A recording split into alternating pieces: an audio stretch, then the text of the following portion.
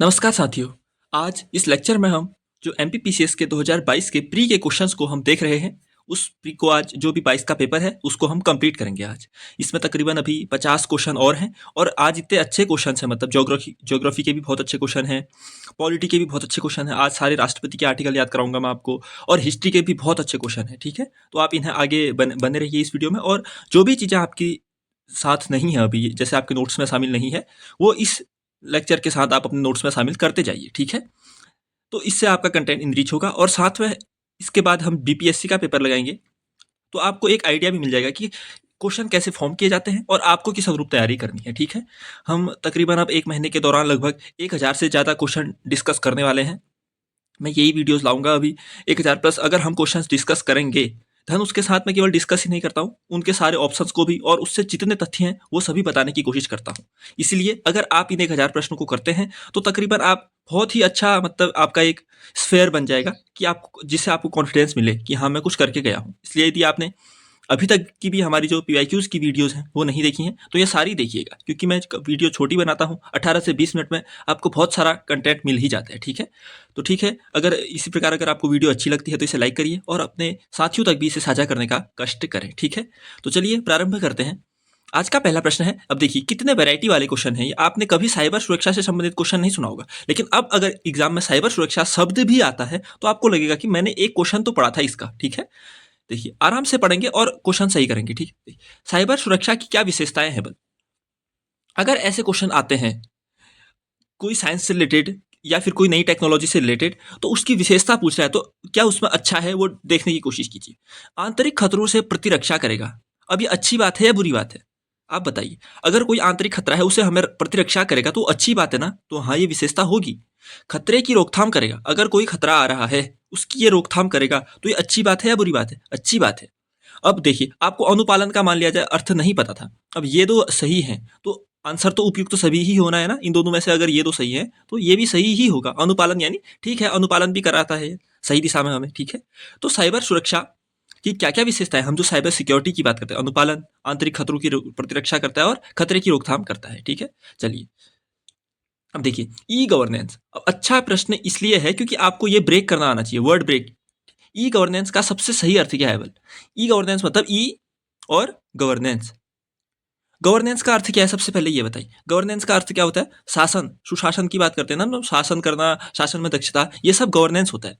इससे जब ई मतलब इलेक्ट्रॉनिकली, जब हम डिजिटल इनपुट्स को भी इसमें शामिल करते हैं, डिजिटली जब हम इस सुशासन को बढ़ावा देते हैं तो ये क्या है? ई गवर्नेंस है, यानी हम इसमें तकनीक को शामिल कर रहे हैं। अब देखिए सिंपल, आपने वर्ड ब्रेक किया आंसर निकल जाएगा। देखिए तकनीकी आधारित शासन, सिंपल। गवर्नेंस मतलब शासन, ई मतलब तकनीक, तो तकनीकी आधारित शासन सब, ठीक है। चलिए देखिए अगला प्रश्न देखते हैं। अब ये एक बेहद फैक्चुअल भी है और आपने कभी पढ़ा है तो ठीक है, नहीं तो ये आ भी सकता है। एआई यानी हम जो आर्टिफिशियल इंटेलिजेंस कहते हैं, कृत्रिम बुद्धिमत्ता, जो हम कहते हैं ना आजकल कंप्यूटर की 5वीं पीढ़ी में ये उपयोग हो रही है, कृत्रिम बुद्धिमत्ता, आर्टिफिशियल इंटेलिजेंस। तो इसके जनक किसे कहा जाता है? तो इसका जनक सीधे याद रखिए जॉन मैकार्थी को कहा जाता है। जॉन मैकार्थी को इसका जनक कहा जाता है। चलिए आगे देखते हैं। हम साइंस के क्वेश्चन नहीं देख रहे हैं, जो भी जीएस के प्रश्न हैं उन पर हमारी नजर होगी, तो हम यहाँ पर जीएस के ही प्रश्न लगाएंगे, ठीक है। चलिए अब हम आगे देखते हैं। अभी हिस्ट्री और पॉलिटी के इतने अच्छे क्वेश्चन हैं, आप देखिए। अब ये 2011 की जनगणना, मैं आपको ये जनगणना से संबंधित दूसरा या तीसरा क्वेश्चन करा रहा हूँ। इससे पहले मैंने आपको जनगणना में जो लिंगानुपात है वो भी कराया है, केरल, उसके बाद तमिलनाडु, आंध्र प्रदेश, पुडुचेरी करके एक क्रम मैंने आपको याद कराया था। आज जितने भी ये इसमें आपको पहचानना ही नहीं है कि क्या क्या आए। अगर आपको जनगणना का चैप्टर बहुत बोरिंग भी होता है, क्या क्या पढ़ना है पता नहीं चल रहा ना, इन पीवाईक्यूज में देखिए क्या क्या क्वेश्चन आए हैं, किस किस से आए। लिंगानुपात से आए हैं तो उसको वो आपको वहीं पर कर लेना चाहिए था, नोट्स में शामिल हो गए आपके वो। अब यहाँ पर आया कि राज्य में जनसंख्या वृद्धि दर सर्वाधिक कहाँ है। अब ये भी बहुत रिपीटेड क्वेश्चन है उत्तराखंड में भी, यहाँ के एग्जाम्स में, तो आपको ये यहीं पर बना लेना है कि किस राज्य में जनसंख्या वृद्धि दर सर्वाधिक है। तो आपको सबसे ज्यादा कहाँ थी? सबसे ज्यादा है मेघालय में। मेघालय में सबसे ज्यादा जनसंख्या वृद्धि दर थी, फिर अरुणाचल प्रदेश में थी, फिर अरुणाचल प्रदेश। अब ये क्वेश्चन यहीं पर तैयार हो गया। अब ज्यादा भटकना ही नहीं है, यहाँ पर जो भी क्वेश्चन यहाँ पर आ रहे हैं जनगणना से वो करिए। अगर 10 क्वेश्चन तो मैं इसमें कराऊंगा आपको जनगणना की वैरायटी वाले अलग अलग, तो उसके बाहर कोई क्वेश्चन बनना ही नहीं है, ठीक है। तो मेघालय में सर्वाधिक जनसंख्या वृद्धि दर, उसके बाद अरुणाचल प्रदेश में। अब कोशिश करें कि यहीं पर याद करें कि जनसंख्या वृद्धि दर, हाँ मेघालय, कुछ कनेक्ट करने की कोशिश करें ताकि ये थोड़ा सा आपके दिमाग में बैठ पाए, ताकि जब रिवीजन करें तो अधिक कष्ट ना हो या फिर अधिक लोड ना लेना पड़े आपको, ठीक है। चलिए अब देखिए दक्षिण पूर्वी एशिया की सीमा पार नदी है एक मेकोंग या मेकोंग भी कहते हैं इसे, क्या मेकोंग। ये किस देश से होकर नहीं गुजरती है? सबसे पहली बात आपको क्या पता चला, जो मेकोंग नदी है वो दक्षिण पूर्वी एशिया की है। दक्षिण पूर्वी एशिया मतलब जैसे कि ये भारत है हमारा, ये हमारा प्यारा भारत है, मैं चलिए जैसा भी है ये भारत है मान लिया जाए, तो ये दक्षिण पूर्वी एशिया यहाँ की एरिया को कहते हैं, ठीक है।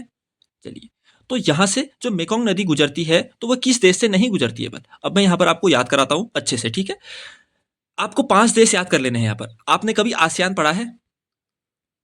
आसियान पढ़ा है ना अगर कहीं, तो इसमें 10 देश है, इसके 5 देश अभी याद कर लेते हैं हम, ठीक है। कैसे करेंगे याद, देखिए भारत आपने देखा है, ऐसे है ना भारत, यहाँ पे बांग्लादेश है, फिर यहाँ से म्यांमार लगना शुरू हो जाता है। तो सबसे पहले आपको याद रखना है, एक कंट्री है लाओस, एक कंट्री क्या है लाओस, याद रखिए मेरे साथ याद करिए। आप मैप खोल सकते हो तो ठीक है, मैं यहाँ पे मैपिंग भी करा रहा हूँ। लाओस देखा हमने, इसके लैंडलॉक कंट्री, लैंडलॉक मतलब ये चारों ओर से अन्य स्थल से घिरी है। तो इसके लैंडलॉक किस किस से घिरी है? यहाँ पे है वियतनाम, ये क्या लिखा मैंने, वियतनाम, ये लाओस, हाँ ये वियतनाम लिखा। और ऊपर से थोड़ा सा लगेगा चाइना, बड़ा सा है मतलब ऐसे, बट बाउंड्री ये थोड़ी सी लगती है यहाँ पे, चाइना लग गया ये, ठीक है। चलिए, यहाँ से आ गया हमारा म्यांमार, म्यांमार आ गया, यहाँ से क्या आ गया, म्यांमार आ गया। यहाँ से आ गया हमारा थाईलैंड, क्या आ गया, थाईलैंड आ गया। और यहाँ से आ गया हमारा कंबोडिया, क्या आ गया, कंबोडिया। तो हमने क्या सीखा, हमने देखा लाओस को देखा जो कहाँ है, दक्षिण पूर्वी एशिया में है। इसके अन्य बॉर्डरिंग कंट्रीज क्या क्या देखे, यहाँ से वियतनाम देखा, यहाँ से कंबोडिया देखा, यहाँ से थाईलैंड देखा, यहाँ से म्यांमार देखा। अब अगर आप यहाँ पर थोड़े से भी एक्टिव हैं तो आपने ये डायग्राम बना लिया होगा ऐसा ही। कैसा है लाओस पता नहीं, बट यहाँ पर हमें ये आइडिया लग जाएगा कि लाओस लैंडलॉक है, उसके आसपास कौन सी कंट्रीज है। ये कोई भी लैंडलॉक नहीं है, बाकी सब जल से भी बाउंड्री शेयर करते हैं, बट लाओस लैंडलॉक है। अब देखिए आपको 5 कंट्रीज, जो ये 5 कंट्रीज पढ़ी ना आपने, ये आसियान में भी आती हैं। क्या क्या, लाओस, वियतनाम, कंबोडिया, थाईलैंड और म्यांमार, ये क्या है, वहाँ की कंट्रीज भी हैं आसियान की। आपको याद हुआ कुछ? चलिए, अब हम कहते हैं जो ये मेकोंग नदी गुजर रही है ना, अब देखिए बांग्लादेश कहाँ है, बांग्लादेश तो ऐसे है ना, ये इंडिया ही है, ये भी मान लिया, ये सब इंडिया है ना, ये मणिपुर मांग, अब बांग्लादेश यहाँ पर है और ये पूर्व ईस्ट के देश यहाँ होंगे। अगर मेकोंग नदी यहाँ जाएगी तो यहाँ कैसे आएगी भाई, तो बांग्लादेश में नहीं आएगी। अगर आपको इनकी लोकेशन भी पता है ना कंट्रीज की, तो आपको आइडिया लगा लेंगे कि बांग्लादेश तो इधर आ जाएगा बहुत, क्योंकि ये सारी कंट्रीज यहाँ हैं। तो मेकोंग नदी इन सब से तो गुजरेगी, बट बांग्लादेश से नहीं गुजरेगी। जो मैंने 5 कंट्रीज कराए ना आपको, उन सब से गुजरेगी मेकोंग, क्योंकि वो साथ में, जैसे क्या क्या, म्यांमार, लाओस, वियतनाम, कंबोडिया और थाईलैंड, इन सब से गुजरेगी। चाइना से आएगी सबसे पहले, ठीक है। चलिए, हुआ कुछ तैयार, अच्छी बात है। चलिए, हम ये फिर से आ गया, महिला साक्षरता दर कहाँ सबसे अधिक है बल। देखिए, वर्ष 2011 की जनगणना के अनुसार निम्नलिखित में से किस राज्य में महिला साक्षरता दर सर्वाधिक है बल। अब हो गए दूसरे क्वेश्चन, जनगणना से सारे क्वेश्चन तैयार हो रहे हैं ना। देखिए, तो महिला साक्षरता दर आपको याद करनी है, सबसे ज्यादा कहाँ है, केरल में है। महिला साक्षरता दर सबसे ज्यादा कहाँ है, बट केरल तो बहुत ही ऑब्वियस हो गया ना, सबको आता है ये। उसके बाद का याद करिए, मिजोरम में है, उसके बाद कहाँ है, मिजोरम में, याद रहेगा, सब सर्वाधिक केरल में, फिर मिजोरम में, क्या, महिला साक्षरता दर। चलिए, ये भी यहाँ पर आपका तैयार हो गया होगा, आंसर क्या है हमारा, मिजोरम। ठीक है, आगे बढ़ते हैं। आगे का प्रश्न है हमारा, अब देखिए ये भी बढ़िया प्रश्न है। ये कहता है कि जो लौह अयस्क है भारत में, उसके संबंध में कौन सा कथन सही नहीं है बल, कौन सा कथन सही नहीं है बल। देखिए, हमारे देश में मुख्यतः हेमेटाइट और मैग्नेटाइट लौह अयस्क के भंडार हैं। चलिए अभी देखते हैं, देश के लौह अयस्क के कुल संचित भंडार का 80% झारखंड व ओडिशा में है बल, 80% झारखंड व ओडिशा में है बल। कर्नाटक राज्य में बेल्लारी लौह अयस्क का प्रमुख खनन क्षेत्र है बल। चलिए ठीक है, और अगला स्टेटमेंट कह रहा है मयूरभंज लौह अयस्क क्षेत्र ओडिशा में है बल। चलिए, ओडिशा में है मयूरभंज।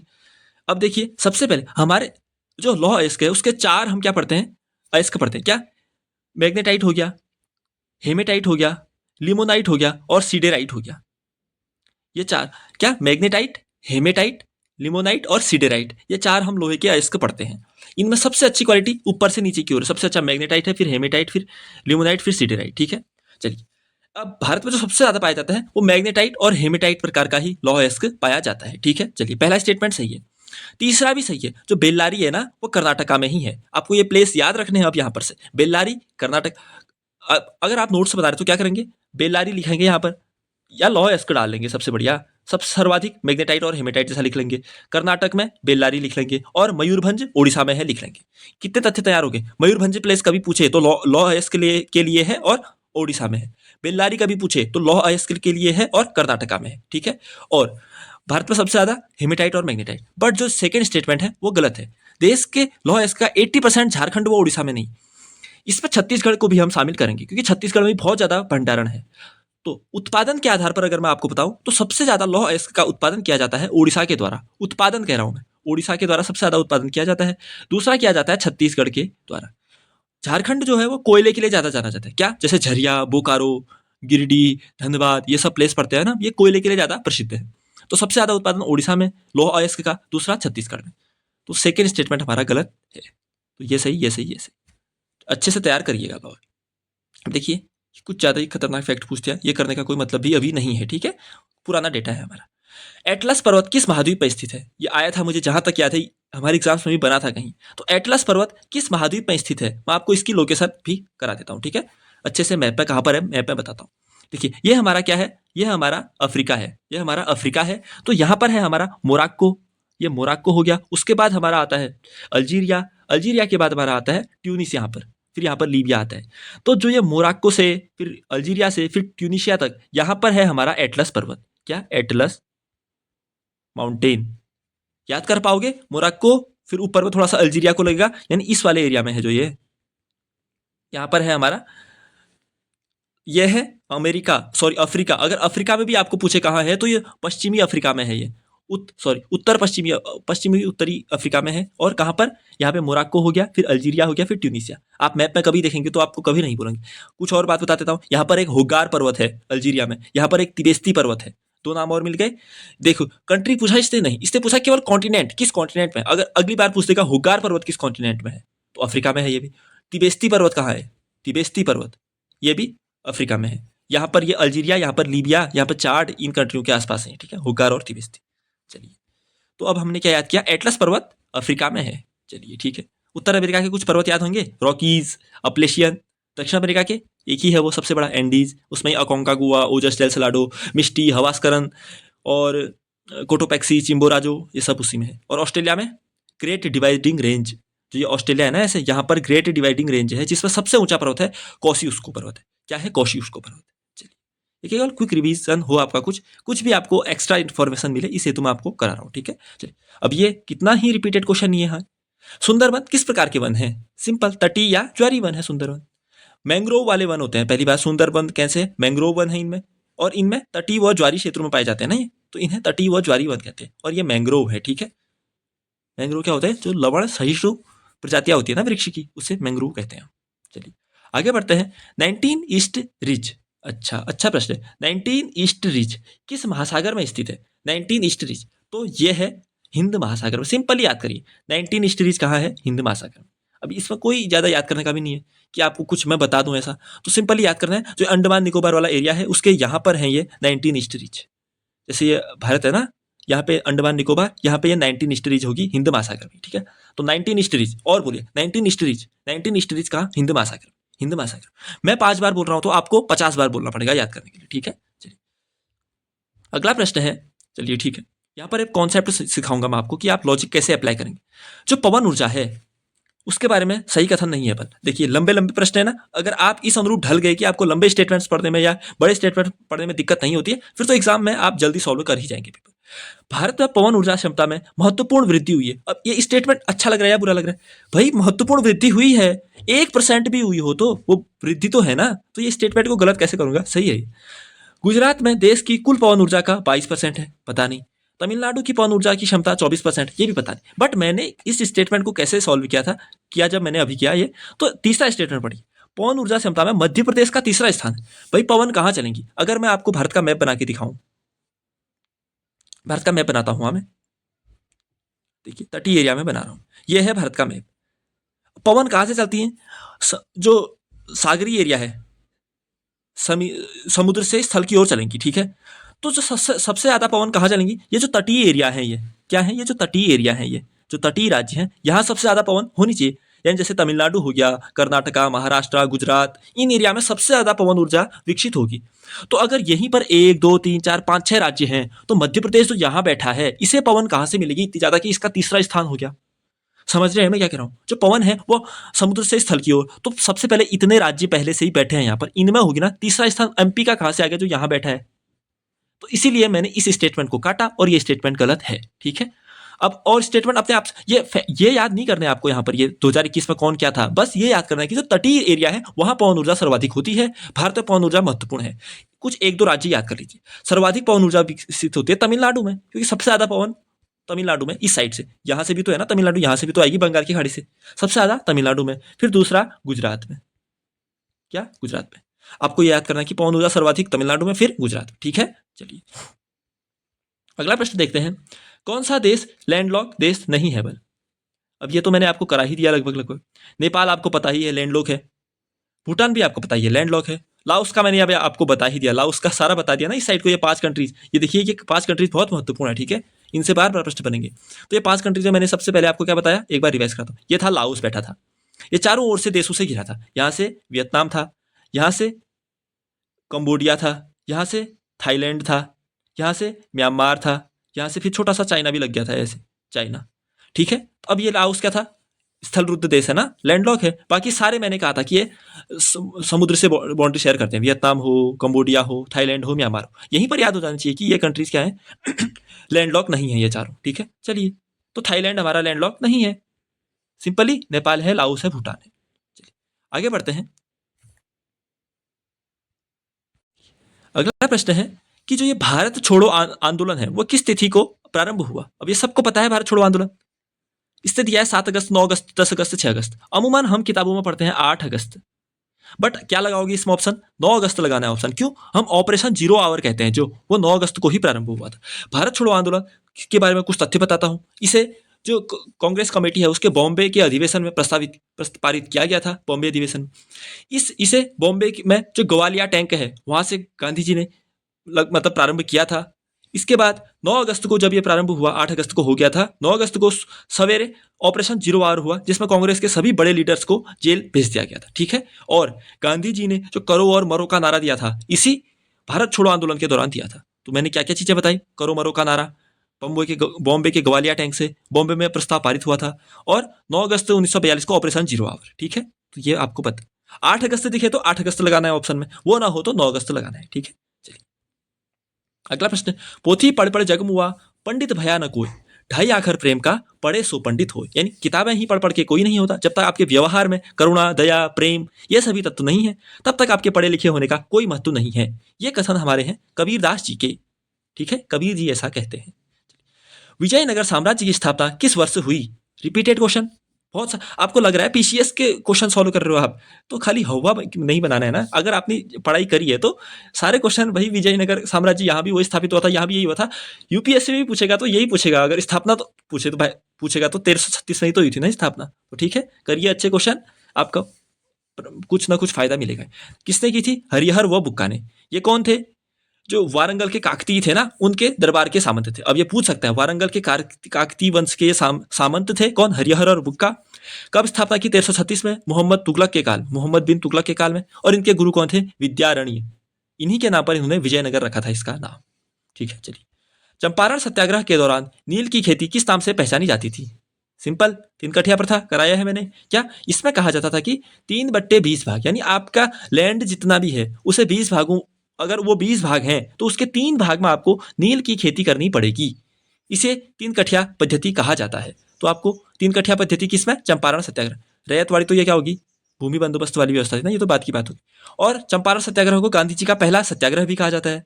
और इसमें जो कौन थे, रामकुमार शुक्ल थे ना, उन्होंने गांधी जी को बिहार बुलाकर लेके गए थे, रामकुमार शुक्ल जी, ठीक है। चलिए, 3 कठिया प्रथा चंपारण में थी। परमहंस मंडली किस राज्य में स्थापित हुई। परमहंस मंडली किस राज्य में स्थापित हुई, तो ये स्थापित हुई थी महाराष्ट्र में, महाराष्ट्र के बॉम्बे में। पहली बात, परमहंस मंडली 1849 में स्थापित हुई थी, 1849। आपको लिखना है यहाँ पर ये परमहंस मंडली, क्योंकि ये लो प्रोफाइल वाली चीज है, जब बनेगी आपको लगेगा मैंने किया ही नहीं। यहाँ पर क्या लिखेंगे नोट्स में, सबसे पहले परमहंस, एक अलग सी कॉपी बना लीजिएगा, ठीक है। परमहंस मंडली 1849 में स्थापित हुई, महाराष्ट्र के बॉम्बे में स्थापित हुई। इसे स्थापित किया आत्माराम जी ने और दुर्गाराम मेहता जी ने, इन सब ने लगभग इससे प्रारंभ किया था, ठीक है। आपको ज्यादा महत्वपूर्ण है कि 1849 में महाराष्ट्र में हुई थी। यही परमहंस मंडली 1867 में जब प्रार्थना समाज की स्थापना, ना प्रार्थना समाज, वहां यह शामिल हो गई थी। तो इसी परमहंस मंडली से 1867 में जो प्रार्थना समाज स्थापित हुई वो बनी थी, ठीक है। चलिए अगला प्रश्न देखते हैं, तहकीक ए हिंद। अच्छा प्रश्न है। क्या है तहकीक ए हिंद? यानी इसका अर्थ है भारत की खोज। क्या? भारत की खोज। तो ये पुस्तक है अल-बरूनी की। और भाषा भी पूछा है आजकल यहाँ एग्जाम्स में, तो भाषा भी लिख लीजिए। तहकीक ए हिंद पुस्तक है अल-बरूनी की और फारसी में ये पुस्तक है। अल-बरूनी किसके टाइम पे आया था? महमूद गजनी के टाइम पे। कौन सा पीरियड? 1025 से 50 वाला पीरियड। ठीक है, ये है। तो तहकीक ए हिंद अल-बरूनी की पुस्तक है। बार बार बोले तहकीक ए हिंद अल-बरूनी की। कौन? फारसी में ये पुस्तक लिखी गई है। ठीक है। अब मैंने कहा प्रार्थना समाज की स्थापना कहाँ हुई? प्रार्थना समाज की स्थापना कहाँ हुई? फिर अभी बताया, जहां परमहंस मंडली स्थापित हुई थी ना, वो कहाँ हुई थी? बॉम्बे में। उसी का तो परिवर्धित रूप है ये। तो महाराष्ट्र में ही प्रार्थना समाज की स्थापना हुई थी। 1867 में इसकी स्थापना हुई थी और परमहंस मंडली से ही यह बनी थी। और इसे स्थापित किया था आत्मारंग पांडुरंग जी ने, महादेव गोविंद राणा जी के उनके सहायता से, महादेव गोविंद राणा जी की सहायता से। तो प्रार्थना समाज बॉम्बे में, महाराष्ट्र में 1867 में आत्मारंग पांडुरंग ने, परमहंस मंडली से ही यह बनी थी। ठीक है, चलिए अब ये कितना बढ़िया प्रश्न है। यहाँ पर मैं आपको बहुत सारी चीजें कराता हूँ। ठीक है, देखिए, एक अलवार संत थे और नयनार संत थे। जो हम दक्षिण भारत से भक्ति आंदोलन का प्रारंभ देखते हैं, तो इन्हीं अलवारों और नयनारों ने प्रारंभ किया था। तो जो अलवार थे वो विष्णु थे। कैसे याद करेंगे आप? ये अलवार, अलवा, वो आ रहा है ना इसमें, वो से विष्णु याद करिए। बस इतना ही पकड़ना है। कुछ ऐसी चीजें पकड़नी होती है जो एग्जाम में हमें कुछ पता चल जाए बस। अलवार और नयनार में आपको कंफ्यूजन होता है तो अलवार से पकड़िए वो से विष्णु। तो अलवार कौन थे? वैष्णव भक्त थे। और नयनार कौन हो गए? फिर शिव भक्त हो गए। सिंपली याद हो जाएगा, अलवार विष्णु भक्त, नयनार शिव भक्त। तो इनकी संख्या कितनी थी? तो अलवार क्या थे? अलवार कम थे, नयनार ज्यादा थे। अलवार कम थे, नयनार ज्यादा थे। अलवार थे 12, नयनार थे 63। अब ये मैंने अपने नोट्स में नहीं कराया, तो मैंने यहाँ पे करा दिया ना। ये तो आपका कंप्लीट होना चाहिए कहीं पर से भी। तो आप यहाँ पर ये अलवार नयनार वाली सारी चीजें खत्म हो जाए, क्योंकि मैं इसके आपको संत भी बताने वाला हूँ, इनकी पुस्तकें भी बताने वाला हूँ, इनकी संख्या भी बताने वाला हूँ, तो फिर बचता ही नहीं है कुछ यहाँ पर। तो देखिए, अलवार 12, नयनार 63 और अलवार विष्णु के, नयनार शिव के। अलवारों की एक पुस्तक है, इसका नाम लिखिए नलयीरा दिव्य प्रबंधम। क्या? नलयीरा दिव्य प्रबंधम। यह पुस्तक कभी दिखे तो यह है अलवारों की। क्या? नलयीरा दिव्य प्रबंधम। और बोलिए, अलवारों की नलयीरा दिव्य प्रबंधम, नलयीरा दिव्य प्रबंधम, नलयीरा दिव्य प्रबंधम। मैंने 5 बार तो आपको 50 बार। और नयनारों की पुस्तक है तेवरम, या कभी थेवरम भी मिल सकता है, तेवरम और तिरुवाचकम। तिरुवाचकम। क्या? तेवरम और तिरुवाचकम, ये नयनारों की है। तो याद हो गया, अलवार वैष्णव, नलवीरा दिव्य प्रबंधन, नयनार शैव, तेवरम और तिरुवाचकम। अलवार कम 12, नयनार ज्यादा 63। याद हो गया सारी? अब कोई परेशानी? ठीक है, और अलवारों में एक महत्वपूर्ण एक नाम बता देता हूं, अंडाल याद रखना। अंडाल, इसे दक्षिण की मीरा कहते हैं। मीरा कौन थी? वैष्णव भक्त थी। तो अंडाल कौन है? वैष्णव भक्त है। अंडाल याद कर लेना, ये दक्षिण की मीरा कहते हैं इसे। ठीक है, चलिए अब ये देखिए कितना बढ़िया प्रश्न है। संथाल विद्रोह था जो, ये इसके नेता कौन थे? संथाल विद्रोह कब हुआ था? ये 1855 से 60 के बीच में ये संथाल विद्रोह में देखने को मिलता है। इसके नेता थे सिद्धू और कान्हू। कौन थे? सिद्धू व कान्हू। अब मैं आपको इनका पूरा नाम बताऊं, सिद्धू और कान्हू का। इनका नाम है सिद्धो मुर्मू और कान्हू का नाम था कान्हू मुर्मू। अब जो आजकल भारत की जो राष्ट्रपति हैं, कौन है? द्रौपदी मुर्मू जी। उनका क्वेश्चन बना था कि वो कौन से विद्रोह, मतलब कौन से जनजाति से संबंधित है। तो मुर्मू जनजाति कौन सी है? संथाल से है, इसीलिए द्रौपदी मुर्मू जी कौन है? संथाल जनजाति से संबंधित है। ठीक है, तो देखिए सिद्धू मुर्मू था इनका नाम, इनका नाम था कान्हू मुर्मू। ऐसी चीजें भी हमें कनेक्ट कर सकती है। अगर आपने कभी इनका नाम पूरा पढ़ा हो तो आप ये क्वेश्चन सही कर जाते हैं। इसीलिए कहते हैं कि मतलब अगर कोई चीज पढ़ रहे हो तो हॉलिस्टिकली पढ़िए, मतलब उसको फिर ऐसा कि मतलब फिर पढ़ने की आवश्यकता ही ना पड़े। तो संथाल विद्रोह कौन? सिद्धू और कान्हू जी ने। और ये मुर्मू जनजाति थे इसे, इसलिए द्रौपदी मुर्मू जी कौन थी? संथाल जनजाति से ही संबंधित थी। ठीक है, चलिए मेरे ख्याल से आज बहुत हो ही गया है, क्योंकि आप भी इतना लंबा लेक्चर नहीं देख पाएंगे। एक लेक्चर और रख लेंगे, इसमें कोई दिक्कत नहीं है कि हम बस हमें क्वालिटी से कॉम्प्रोमाइज नहीं करना है अपने, बाकी सारी चीजें सही हों। ठीक है, इसके बाद एक लेक्चर्स में हम इसके, अभी देखिए इतने अच्छे अच्छे क्वेश्चन है ना इसमें। ये मिट्टी वाला जो हमने पठार पढ़े थे ना, मालवा, मेवाड़, बघेलखंड, बुंदेलखंड, सब है इसमें। अभी राष्ट्रपति के भी मैं कई सारे आर्टिकल याद कराऊंगा करके मैं आपको ट्रिक सोच के आया था, वो भी मैं आपको कल कराऊंगा ही। और पॉलिटी के भी बढ़िया बढ़िया प्रश्न थे यहाँ पर। ठीक है, चलिए हम ये सब करेंगे कल। तो आज के लिए तय रखते हैं, ये सारी चीजें रिवाइज करिए और अच्छे से अपनी तैयारी को बूस्ट अप करिएगा। ठीक है, तो चलिए वीडियो अच्छी लगती है तो लाइक करना कतई ना भूलें, और साथ ही शेयर करें अपने सोशल मीडिया प्लेटफॉर्म्स के भी सहारे, ताकि मुझे भी कुछ मनोबल मिले। तो ठीक है, आज के लिए तय रखते हैं, मिलते हैं अगली वीडियो में, तब तक के लिए धन्यवाद, नमस्कार।